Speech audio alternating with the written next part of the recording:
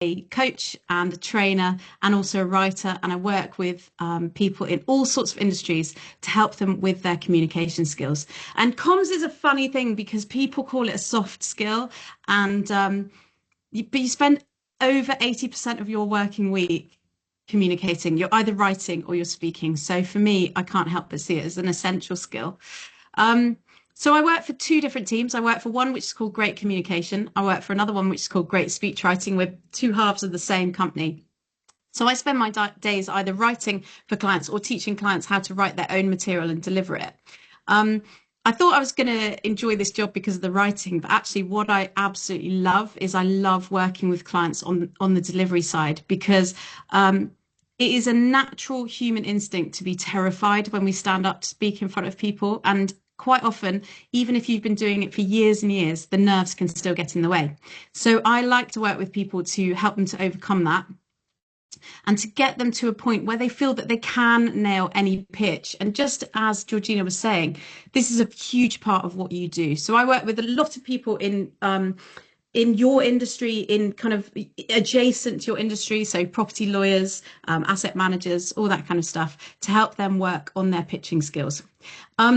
One of the things that fascinates me is a statistic I came across recently, which says that one working day of everybody's week is lost due to poor communication. So that's presentations that don't make a mark, it's emails that don't get read, it's phone calls where you're both talking across each other and not really listening.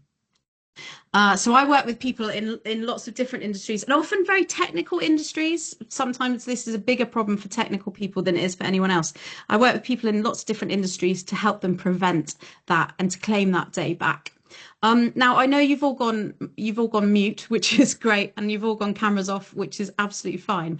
But I am quite old. Look, there's lots of grey hair there, and I do like to hear from you. So, do you feel free to use the chat, or if you want to come off mic or wave a little yellow hand at me, feel free. I wonder what do you feel are the greatest communication challenges in your industry? Over to you for that question. What are the greatest communication challenges that you face on a daily basis? Feel free to put it in the chat, or if you want to speak out, that's cool. Jargon usage, that is so true.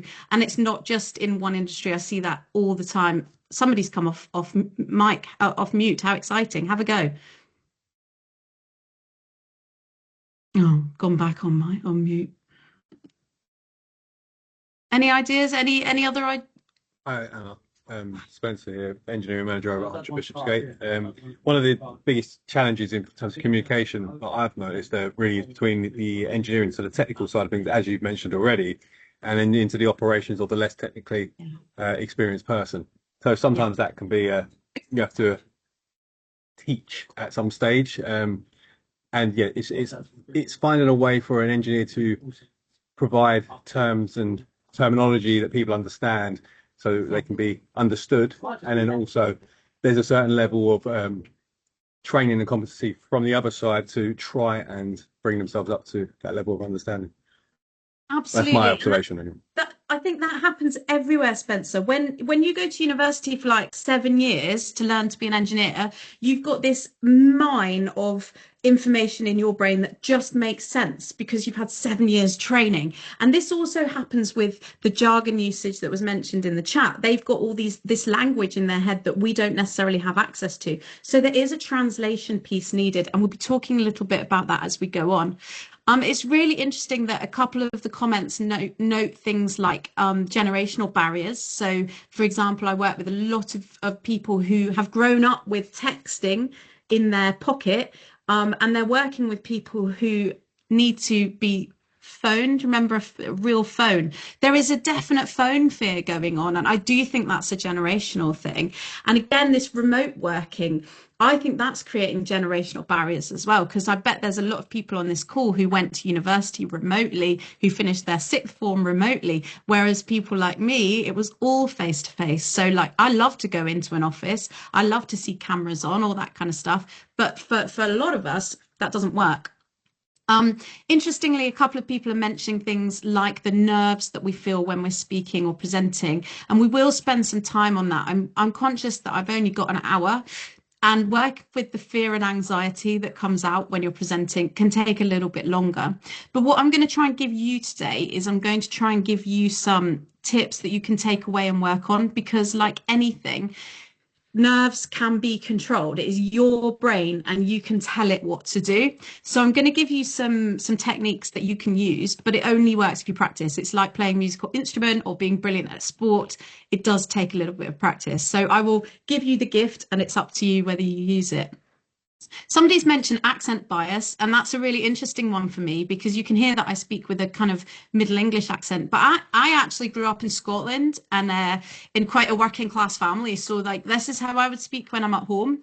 But I've totally drummed it out of myself because half of you can't understand what I'm saying when I speak like that, and the other half are making assumptions about where I come from.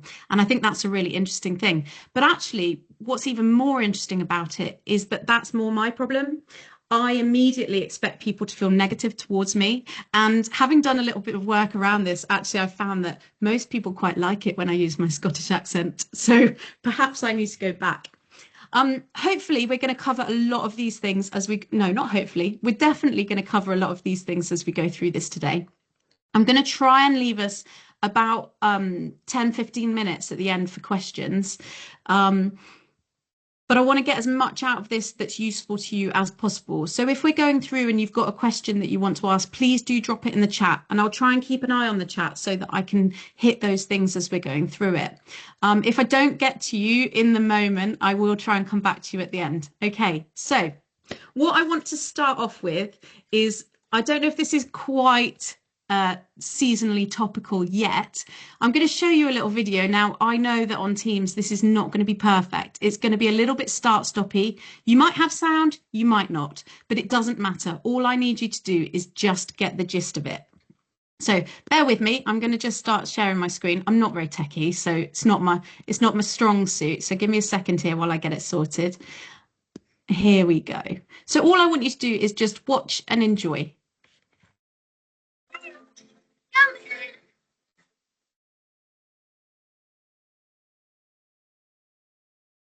All my little plans and schemes lost like some dark dream. Seems like all I was doing was waiting for you.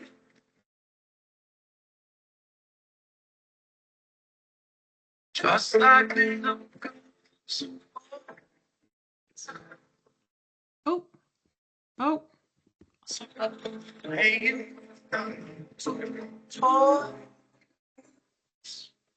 Seems like all we really do was waiting for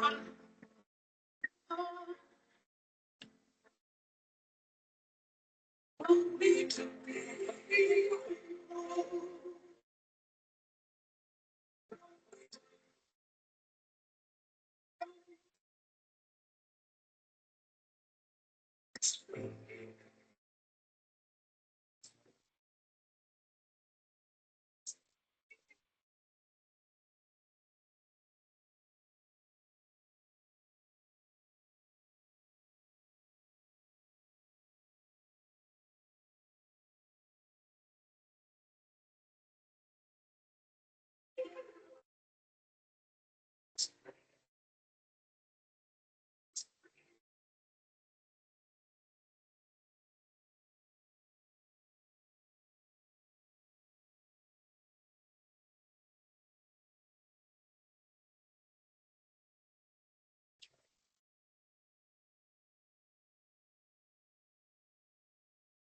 Did you get any of that?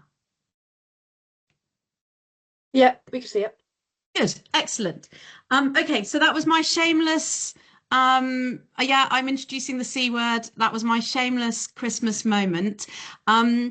There's a very funny phenomenon that happens in this country, which is that people get super excited about the John Lewis Christmas ad. People get very engaged with it. There seems to be like social media, people are like hanging out, waiting for the day. And then social media goes crazy with people saying whether they loved it, whether they hated it. When I work with American clients, they're like, they just don't get it, and I have to kind of explain it to them. So my question to you is, oh, and last year, John Lewis got it all wrong, didn't they? Because they did an advert about people going Christmas shopping in John Lewis, and nobody loved it because they were like, no, no, we want the real John Lewis advert. Tell me, and feel free either in the chat or do come off mute. Why do people get so excited about the John Lewis Christmas advert?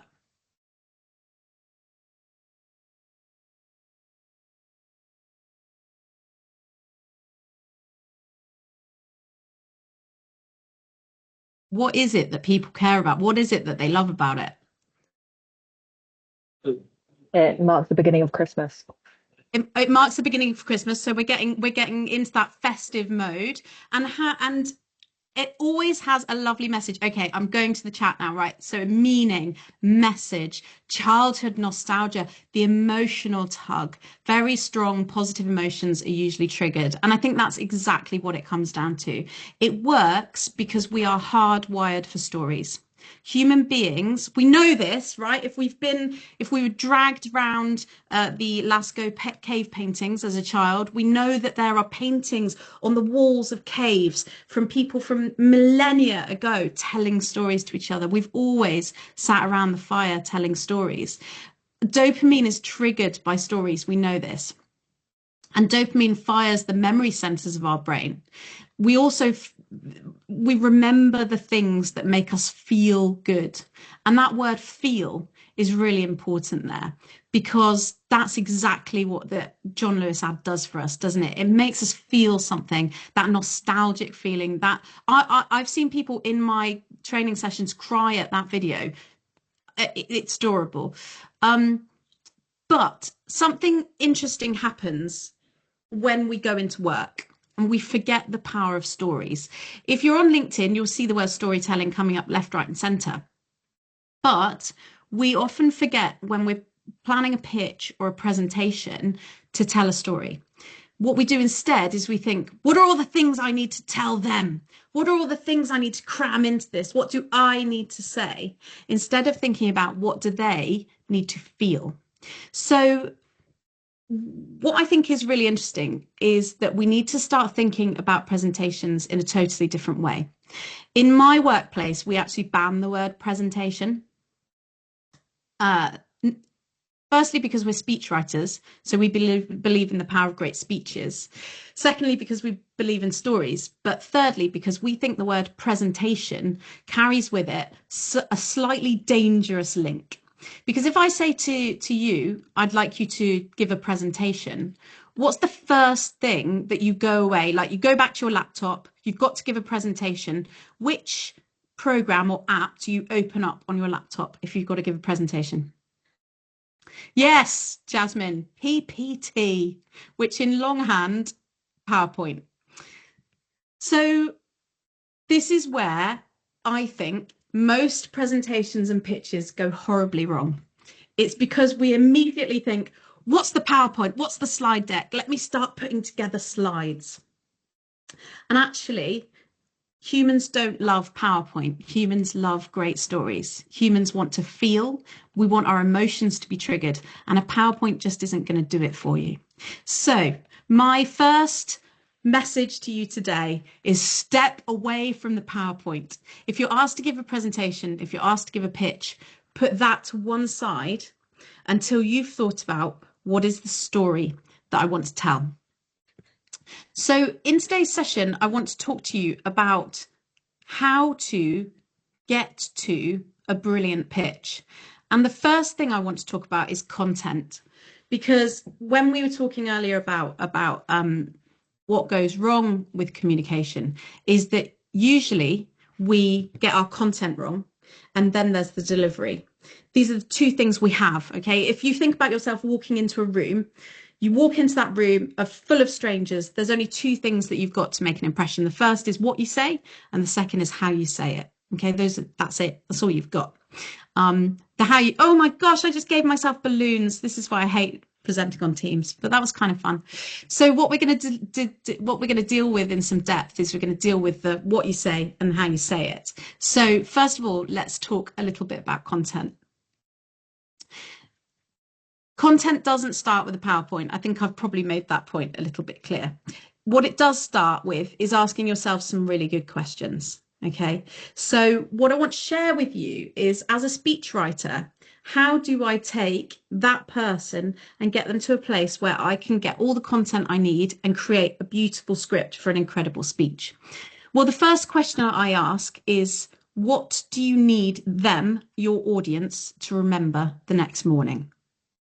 So let's imagine that I'm dealing with a CEO who's talking to the board about a massive change that's coming in. Let's imagine that I'm working with one of you and you've got to go out and pitch to a group of asset managers about a potential new asset that you'd like them to consider.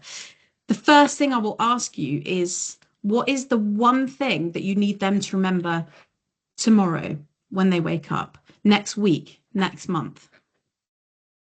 And it's quite a hard question to answer that, actually, because we generally start from our own position.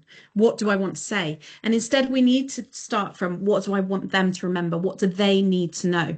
So I'll give you an example. I work with a lot of TED talkers. It's sad but true that TED talkers don't necessarily write their own speeches. And I'll often say to someone who's giving a TED talk, okay, what do you need them, the audience, to remember tomorrow morning, the day after your talk? And my TED talker will often talk to me for about half an hour about all the things that they need their audience to remember. And I have to remind them that they've only got about 12 minutes on stage. So we need to shrink it right down. And it's actually really hard to shrink it right down. So I use a really retro item in order to get there. And that is the good old fashioned post-it note.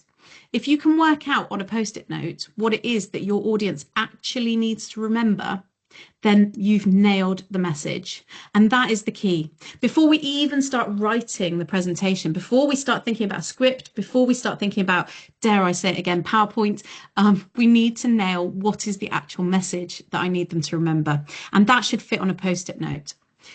Why should it fit on a post-it note? Well, because in a 20-minute period, you can expect your audience to remember 1 or 2 key ideas. Okay, we think of the human brain as a supercomputer. The reality is that it's a very cluttered supercomputer with not a lot of memory left. So in 20 minutes, you can expect your audience to remember 1 or 2 key ideas. Okay.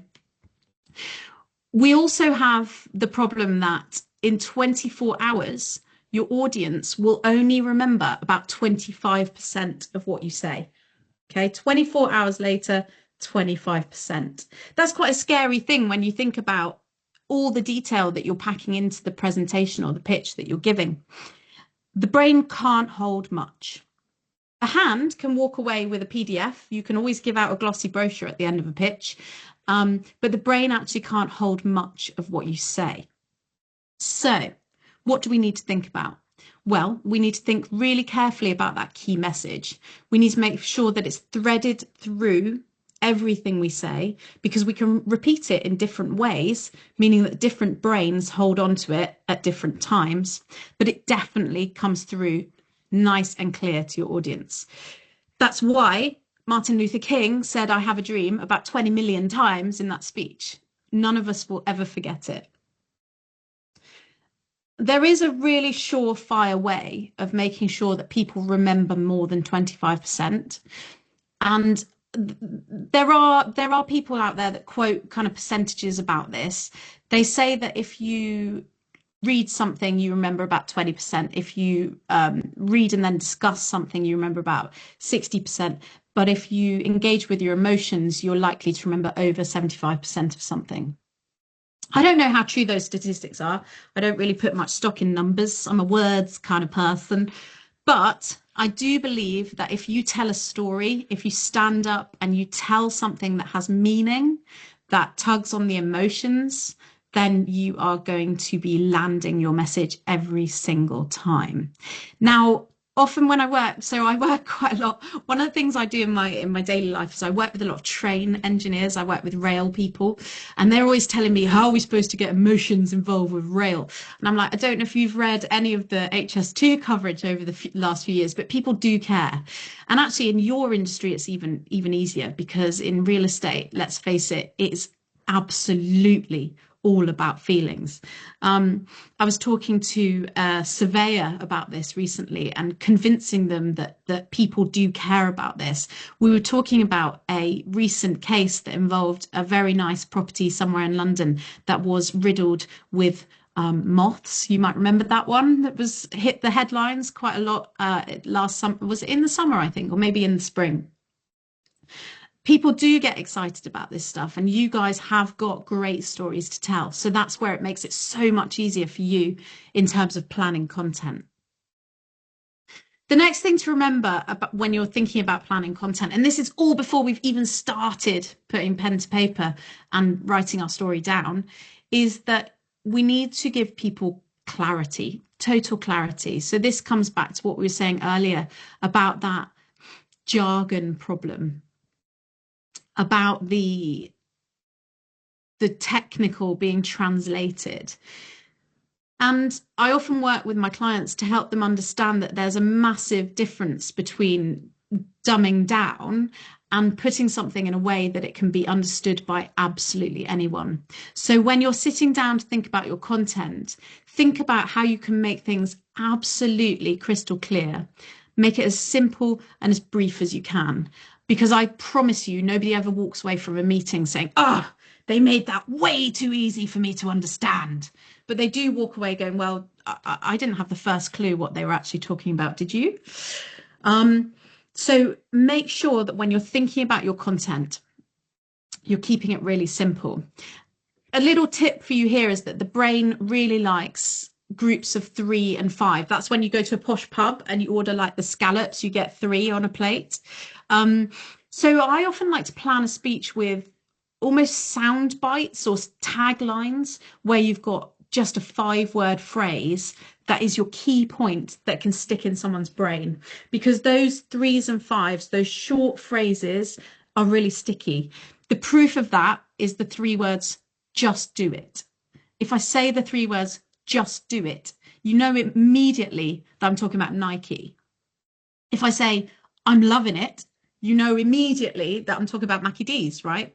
So these 3s and 5s, they really work. And if we can get those sound bites into a pitch or a presentation that really matters, then we can allow our audience to come away with something that really sticks in their brain.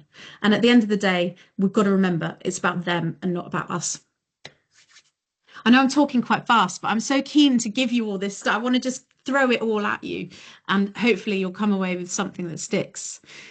So, okay, this is what you've done so far. You've sat back and you've thought about what's really relevant to my audience, what really matters to them. Then you've thought about, how do I put that in the clearest language possible? How do I give them sticky messages that they can come away with, that they'll remember in a week, a month, a year? That's the aim. So now, and only now, am I going to let you get to your PowerPoint, okay? You can open it up. It's all right. I'll let you do it at this point. But I want to give you some tips on PowerPoint, because you've all been there. You've all sat through presentations with people who put the words of their script up on the screen behind them, and then they say them aloud to us. I know we all know that it's bad, but we all seem to do it anyway. So let's make sure that we keep PowerPoints less is more. Okay, keep it really simple and keep it really visual, because actually what the brain is more likely to remember is a picture. The other problem with putting your words on a screen behind you is that you tend to present like this. And I don't know if you can all see my screen, but this is not a very appealing visual for any of you to look at, the back of my head. So with your PowerPoints, less is more, keep it visual, and images, not words. The brain has really limited working memory. So take away any kind of design noise, take away any text. Data that needs to be up there, no problem at all, but just the figures. And then talk through them. What we want is one idea per slide, because the brain can only hold on to 1 or 2 things at once. Okay. Now I know that you've all come here to get the information about how we conquer the fear, and I promise we're going to get there. But I want to just talk to you a little bit about the balance between what we're talking about and how we talk about it. So I am going to go now back to my dreaded PowerPoint. I'm going to show you, I'm going to talk to you a little bit about a study that was done a long time ago, a long time ago, before most of you were born. It's a landmark study that gets really over misquoted. And it was done by a guy called Albert Morabian, who was a professor in psychology. And what he looked at was he looked at audiences listening to a message that they didn't agree with. And he looked at, in the first minute of them listening to that speaker, what persuaded them the most to come around to the speaker's point of view. And he found that there are 3 factors that affect the way we listen to people, okay? He found that there's the content, so there's the what they say, there's the visuals, so there's the body language and the what you, I'm doing it again, giving myself balloons. There's the what you see, and then there's the third thing, which is tone of voice. So it's the what you hear, okay? So I'm going to put those 3 things in the chat. So he said that there was content. This is what persuades your listener. Content, body language, so that includes facial expression and how your body moves, and tone of voice. Those are the 3 things you've got when it comes to persuading anyone, okay? So what I'd like you to do for me now is I would like you to decide if those are 100% of the effect you can have on your audience, how do you divide that up? What percentage do you think content is worth? What percentage do you think body language? And what percentage do you think tone of voice? If you're brave enough to come off mute and tell me what you think, that'd be great. Otherwise, feel free to pop it in the chat with like C, 90%, BL, 2%, TV, tone of voice, 1%, whatever you think. What percentages do you think each of these is worth when it comes to making an impression on your audience?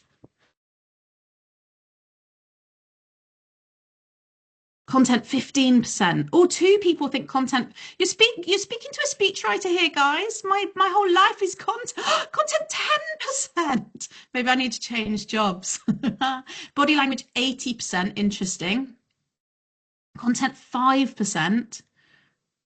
Tone of voice 15. Okay. Tone of voice 35, body language 45, and content 20. So, all right. Thanks, guys. We're going up a little bit in content. That makes me feel a little bit better. That's delightful. Tone of voice 35, body language 40, content 25.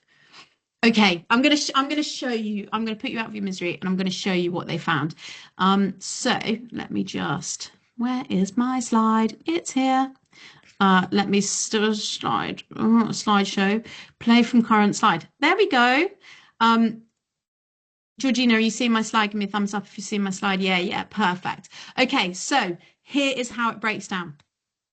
Only 7% is given to content. Tone of voice is worth 38%. And body language is worth 55%. That should add up to 100. I know you guys are more numbers people than I am.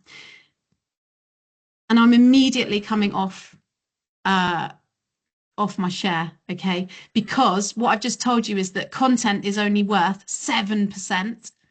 Tone of voice is worth 35%, and body language is worth a whopping great 55%. Okay, so that's why I don't share my screen very often, because actually what I think you need to see is my face doing stuff. I think you need to see my hands. That's why my hands are always giving themselves hot air balloons or whatever it is, because you need to see my body language. But you know, I said this is often misquoted, and there's a reason I say that, because these numbers, 7% content, let me put it in the chat. So it's content 7, tone of voice 38, and body language 55. The reason I say that's often misquoted is because this is an audience who are listening to somebody talk about something they disagree with. Okay. Imagine this, okay? I'm a working mum of 2 kids, and when they were little, all they wanted was a dog, right? So my beautiful little son, he'd come bounding up to me nearly every day and say, Mummy, please, can we have a puppy? And I would go, baby? Like that. What he was reading was not the maybe, which essentially is no. We all know that, especially if we've got kids. What he was reading was the tone of voice and this smiley, open body language. He would interpret that as a yes and go and tell his sister we were getting a dog.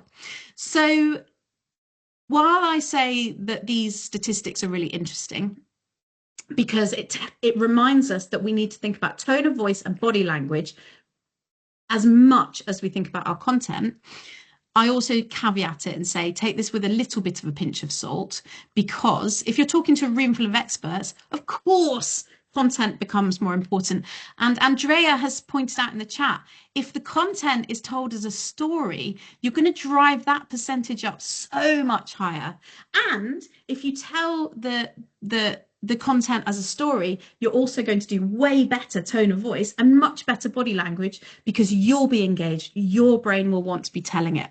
So statistics are great, but let's just use them as a guiding principle rather than a complete benchmark for excellence. But I do think this is interesting. I would like you to use your little raisey handy emoji things for me. Could you please put your hand up if, when you are planning a presentation or a pitch, you give a higher percentage of your planning time to thinking about what tone of voice you're going to use and what body language you're going to use than you do about your content. Do not put a little raisey handy up if you spend most of your time thinking about content.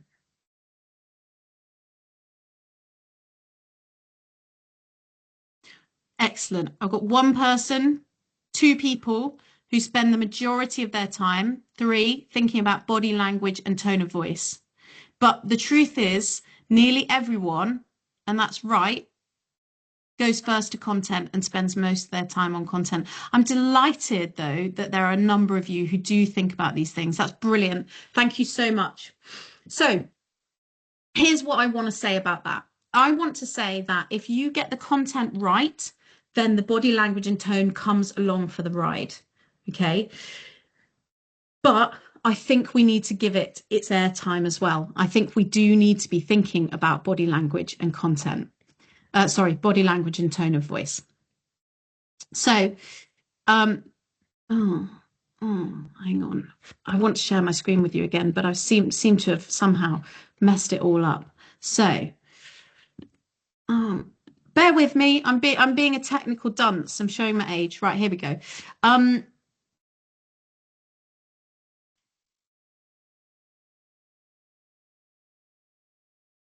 These are my reminder tools for you for body language and tone of voice. So body language and tone of voice are really, really important when you're speaking to anyone. You'll notice that my tone of voice is extremely varied when I present.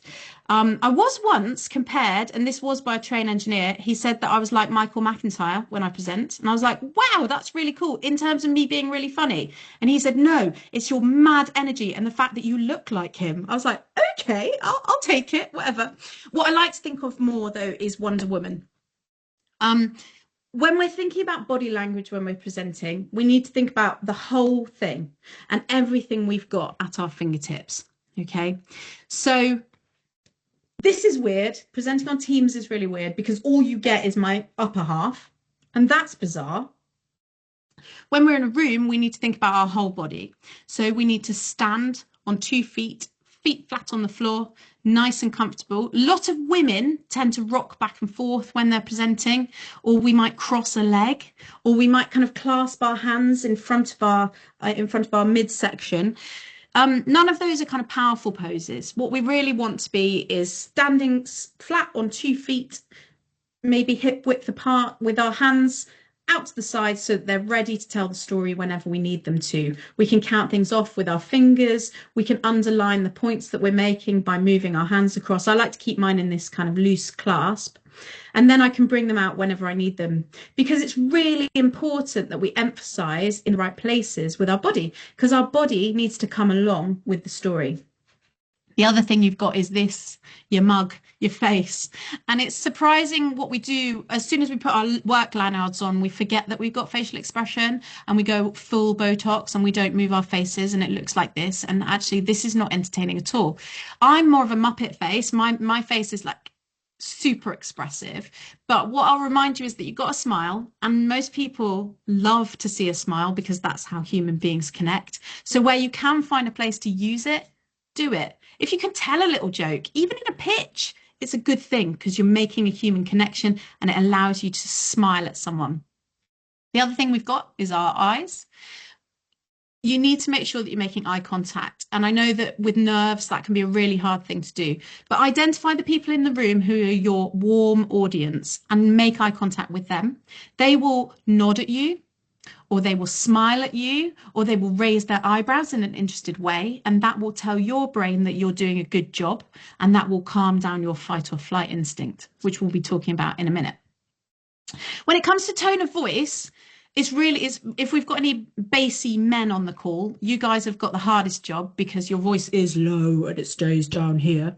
But what we want to be able to do is we just want to vary it. So when we're talking about something very sensible and serious, we come down here. But as soon as we've got something lighter or more exciting, we can bring it right up. And as you'll notice, when I bring my voice up, I can't help but do the body language. It all just kind of goes together. So once the content is right, the body language will just fall into place, and so will the tone. For my clients that can't do it because they've had it drummed out of them, I do use scripts, and on those scripts, I will draw a little smiley face to tell them where to smile. I might draw an emoji with a raised eyebrow to show them where to do something interesting with their eye. I might underline a word or put it in bold to show them that this word needs emphasis. And immediately they do something with their voice and probably with their body language as well. Okay, now what you all really came here to talk about was the nerves. And I'm going to just show you this picture for a moment. And I'm hoping that lots of you know who this is. This is my absolute hero. I was a gymnast in my younger years, and Simone Biles is like the benchmark for incredible gymnast. But she's also the benchmark for conquering your nerves. And if anyone struggles, what stupid thing to say, we all struggle with the nerves. Simone is your go-to girl for this. So people often say to me, Anna, you don't get nervous when you're presenting. And I laugh in their faces, ha ha ha ha. And I say, don't be ridiculous. We all get nervous when we're presenting. Presenting is the modern equivalent of facing down a saber-toothed tiger. It is the place where we are out of our comfort zone. We are being stared at by, there's 57 of you on this call. I don't even know if you're looking or listening. I mean, it's terrifying. But what we have to do is we have to think about who do we want to be in this presentation? How do we want to seem? And we have to find a way to get past it. So I look to Simone for wisdom because she gets terrible nerves. And I'm sure a lot of you will remember that she actually withdrew from recent Olympics because she had a case of the twisties. And a case of the twisties is where she couldn't get her brain into the right place to compete. So she said, you know what, I'm not even going to compete. So here are my top tips for keeping nerves at bay. The first thing is go back to your content. Start writing a brilliant story, because as soon as you've got a brilliant story to tell, you will believe in the content and you will want to get up there and tell it. I know you don't believe me on that now, but promise me, it makes all the difference. As soon as you say, I'm not working for a series of slides, I'm standing up here and I'm going to tell you what I know like the back of my hand because I'm an expert in this stuff, your brain will immediately go, oh yeah, I've got this. And you will start to relax into it. So number one, never ever stand up to present unless you fully believe in that content. You do that early work and all the nerves will start to get better. I'm not promising that they'll go, but they will start to get better. Okay, the second thing that we need to do to conquer the nerves is to work on visualization. Now, this to me, I was like, no way, that is such hippy dippy nonsense. But go with me, okay? I read New Scientist. I love New Scientist. I'm a massive nerd. And I did do, my degree was partly in psychology. So this stuff is really interesting to me.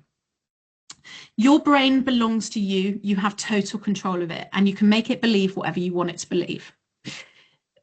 one way of doing that is to see the thing that makes you afraid and see the outcome that you want. Okay, so this is where Simone comes in. So what Simone Biles does is she sees herself in that arena with those judges, with that crowd, with those competitors, wearing that outfit, doing that routine, and she watches herself do it flawlessly. She gives 5 minutes every day, sitting with her eyes shut, getting herself into that visualization and seeing herself doing it perfectly. When she finishes the routine, she looks at the faces of the crowd. She sees them smiling, cheering, going crazy. She looks at the faces of the judges who are wowed by what she has just done, and she sees that positive outcome. Now, I know it sounds woo-woo, I get that, but you can teach your brain that that is the outcome that will happen. And as soon as your brain starts to see that as the outcome that will happen, that thing will become less frightening. And the thing about the brain is that it hates anything that feels like a threat. So it hates the saber-toothed tiger, but it loves anything that feels like a challenge. That's why Lego and Rubik's Cubes are like the best-selling games of all time. So if you can see positive outcomes, then your brain is immediately going to see this presentation as something to look forward to, as a challenge to be won, rather than as a threat to be feared. I know, I honestly, for those of you that are sitting there going, really, I promise you, this is all underscored by real proper scientists and that. I'm not one of them. And the third thing that I want to tell you to do, which again, I know people say this and it sounds really woo-woo, but please remember to breathe. The number of people that forget to take a deep breath before they start is quite unreal. Now, we all need oxygen. That seems like a basic, doesn't it? But actually what happens when you're in fight or flight mode, when you're frightened, is that your body takes oxygen from the bits that don't need it and it sends it to your big muscles. So your running away muscles, like your thigh muscles, and your punching muscles, like your arm muscles. What that means is that your brain is being starved of oxygen. As soon as the nerves start, it steals from your brain. You'd think your brain was quite useful, but your body just takes the oxygen away from there and sends it to the bigger muscles. That's why we need to refeed our brain some oxygen before we start speaking. So as you walk up to give that presentation, as you log onto the Teams, just remind yourself to breathe in for 4, hold for 4, out for 4, hold for 4. What that's doing is it's not only feeding your brain oxygen, but it's just tamping down your nervous system response. It's just slowing everything down in your body. It's counteracting the adrenaline that's flowing through you, and it's putting you in the right place to be able to present with real poise. Now, I'm aware that what we've just done is essentially a one-day course crammed into about 45 minutes, and there's a lot in there. But if I can just give you a final thought and a takeaway, I was an English teacher for many years, so it all comes down to a quote.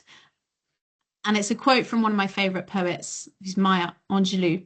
And she said, and I bet you've all seen this on LinkedIn like 10 million times, people will forget what you said and people will forget what you did, but people will never forget how you made them feel. So if you remember one thing from today, it's that feelings are what matters and stories are what gets us there. And as soon as you know what your story is, your pitch, your presentation, your speech all becomes 1,000,000% easier and 1,000,000% more effective. So with that in mind, I'm going to stop doing the majority of the talking at you, and I'm going to throw open the floor to questions. Please do feel free to put those in the chat, or do come off mute. I love to actually interact with people. Feel free, if you're asking, you can put your camera on as well if you're feeling super brave. I love a bit of body language. So yeah, over to you.